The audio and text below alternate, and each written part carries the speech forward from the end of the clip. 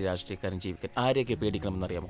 WhatsApp, Facebook, പത്രം, പാല്, ജനം, അമ്മായപ്പൻ, ദിംതരികിടത്തം, ചിത്രം, വിചിത്രം, തിരുവ, എതിർവ, ആരൊക്കെ? പേടിയുള്ള ഒരാളെ തിരുവനന്തപുരത്ത് പോയി അടിമേടിച്ചതും പറഞ്ഞ പപ്പ ഇതുവരെ ചിരിച്ചുകൊണ്ടിരുന്നത്. ഇപ്പൊ ഗാന്ധി ജയന്തി പപ്പയ്ക്ക് പുച്ഛിക്കാൻ ഓരോ കാരണങ്ങൾ ഉണ്ടാക്കി കൊടുക്കല്ലേ കേപ്പി. ഇതൊക്കെ ഒരു സോഷ്യൽ മീഡിയ ട്രിക്കല്ലേ വാവേ. പാർട്ടി പ്രവർത്തനം ഗുണ്ടായിസ് വന്ന് വിശ്വസിച്ചെടുക്കുന്ന നിന്റെ അച്ഛന് ന്യൂ ജനറേഷൻ ട്രിക്ക് അറിയോ? പാർട്ടിയുടെ എന്തെങ്കിലും അറിയോ? കണ്ടുപിടിക്കണം ഞാൻ പറഞ്ഞില്ലല്ലോ. നിങ്ങളെ സുനന്ദ ചേച്ചിയുടെ ട്രിക്ക് കണ്ടുപിടിക്കേ. ഓടക്കല്ലേ. ഞാൻ വേറൊരു കാര്യം പറയാൻ വേണ്ടിട്ട് വന്നേ. ആ പഞ്ചായത്ത് സെക്രട്ടറിയുടെ ആലോചന പപ്പ കൊണ്ടുപിടിച്ച് നടത്തുന്നുണ്ട്. പപ്പന്മാർക്ക് പിന്നെ എന്ത് വേണമെങ്കിലും ആവാലോ.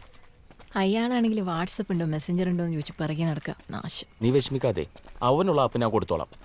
ഈ leader K P panchayat member ആയാൽ ആ സ്പോട്ടിൽ കല്യാണം. ഇതൊരു രാഷ്ട്രീയക്കാരന്റെ വാക്കല്ല, ഒരു കാമുകന്റെ വാക്കാണ്. ഇപ്പൊ തന്നെ വാക്ക് മാറിയല്ലോ. പഞ്ചായത്ത് പ്രസിഡന്റ് ആയിട്ട് കല്യാണം എന്നായിരുന്നു ഇത്ര നാളും പറഞ്ഞുകൊണ്ടിരുന്നത്. ഇപ്പൊ ഒരു മെമ്പറായോ? എന്റെ പൊന്നലില്ല, നീയും നിന്റെ അച്ഛനെ പോലെ ഈ ഇന്ത്യൻ രാഷ്ട്രീയ മാറ്റങ്ങൾ രാഹുൽജിനെ പോലെ നമ്മൾ ഉൾക്കൊള്ളാൻ പഠിക്കണം. എന്നാലേ വളരുള്ളൂ.